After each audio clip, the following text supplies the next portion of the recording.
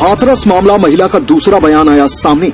Jabalpur medical college की forensic department की lecturer doctor राजकुमारी बंसल हाथरस जाने के मामले में और वहां पीड़ित परिवार के साथ 4 दिनों तक रही थी।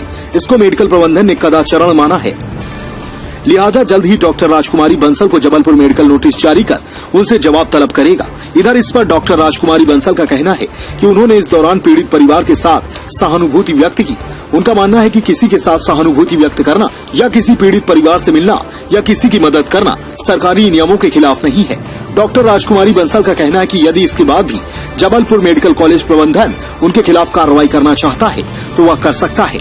उन्होंने कहा कि अगर नौकरी छोड़ने को कहा जाएगा तो भी वो तैयार हैं, लेकिन वे किसी के साथ जाती होते हुए नहीं देख सकती हैं। जबलपुर मेडिकल कॉलेज के डीन डॉक्टर पीके कसार का कहना है कि राजकुमारी बंसल ने निजी कारणों से छुट्टी ली थी। ऐसा आवेदन भी उन्होंने दिया है, लेकिन यह निजी कारण नहीं हो सकता और यूपी के हाथरस जाकर आंदोलन में हिस्सा बनना सरकारी नियमों के खिलाफ है। कोई भी सरकारी अधिकारी कर्मचारी सरकार के खिलाफ होने वाले विरोध प्रदर्शन का हिस्सा नहीं हो सकता है।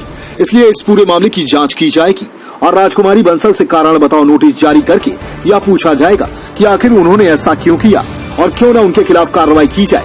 डॉक्टर राजकुमारी बंसल ने कहा कि यदि उनके खिलाफ कार्रवाई होती है तो वे उसका सामना करने के लिए तैयार हैं। वहीं महिला ने खुद को नक्सली संगठनों से संबंध होने के आरोपों को खारिज करते हुए कहा कि एक डॉक्टर को नक्सलियों के साथ जोड़ना कहां का सही है। मुझे बेवजह नक्सली बोला जा रहा है। वहीं राजकुमारी बंसल ने फोन टैपिंग का आरोप भी लगाया है कि मेरा फोन टैपिंग किया जा रहा है, जहां राजकुमारी बंसल ने जबलपुर साइबर सेल में शिकायत दर्ज कराई है। क्या मानना है आपका? किस तरह से, क्योंकि मुझे कुछ जानकारी है नहीं तो कि कौन सी किस तरह का भड़काने में क्या स्टेटमेंट है, तो सीधा पूछिए। एसआईटी है, उसमें एसआईटी में नाम सामने आया कि आप वहाँ मौजूद रहे हैं पीड़ित परिवार के बीच में। आपने काफी जवाब जो है वो परिवार की ओर से पुलिस को भी दिए हैं, मीडिया के बीच में भी आपने दिए हैं, तो इसको लेकर क्या मानना है आपका?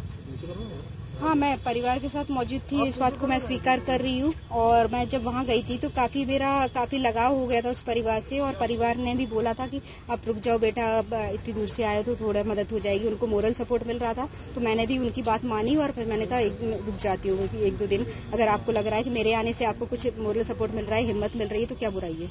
वहाँ ये जानकारी भी चल रही है कि आपके साथ में 2 लोग और मौजूद थे। दंगा भड़काने जैसे शब्द में जो है वो पूरा नाम आपका उसमें चल रहा है, क्योंकि आप किस तरीके से वहाँ पहुँचे थे आप?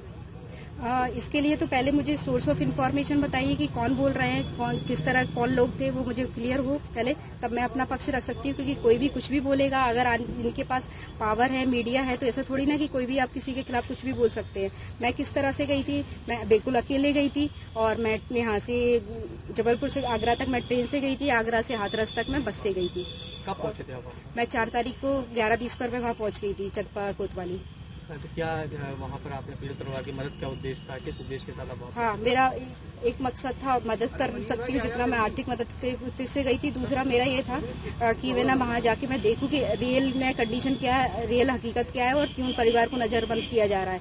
ये 2-3 बातें मेरे दिमाग में बहुत घूम रही थी। किस तरह के परिवार को आपने जाना वहाँ पर, क्या ये था कि परिवार के लोग बहुत इतने ज़्यादा शिक्षित भी नहीं थे, बहुत सीधे साधे लोग थे और बिल्कुल जानकार नहीं। बहुत डराया गया, उनको बहुत धमकियाँ मिल रही थी, बहुत धमकाया जा रहा था, उनको मुंह खोलने के लिए मना किया जा रहा था, चुप रहने के लिए बोला जा रहा था। और परिवार के जो जितने भी सदस्य थे तो उसमें कोई बहुत ज़्यादा जागरूक पढ़ा लिखा कोई भी नहीं था।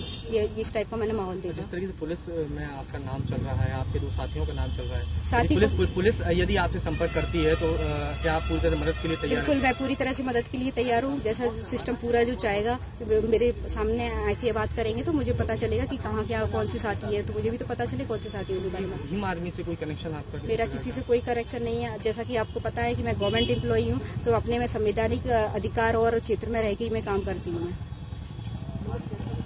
अपने आसपास की हर छोटी बड़ी खबर देखने के लिए हमारे चैनल पुलिस ब्यूरोक्रेट्स न्यूज को बेल आइकन दबाकर सब्सक्राइब करें, जिससे आपको हर खबर समय से मिलती रहे। अधिक जानकारी के लिए हमसे संपर्क करें। हमारे कॉन्टैक्ट नंबर हैं 9039011886 एवं 9770229999।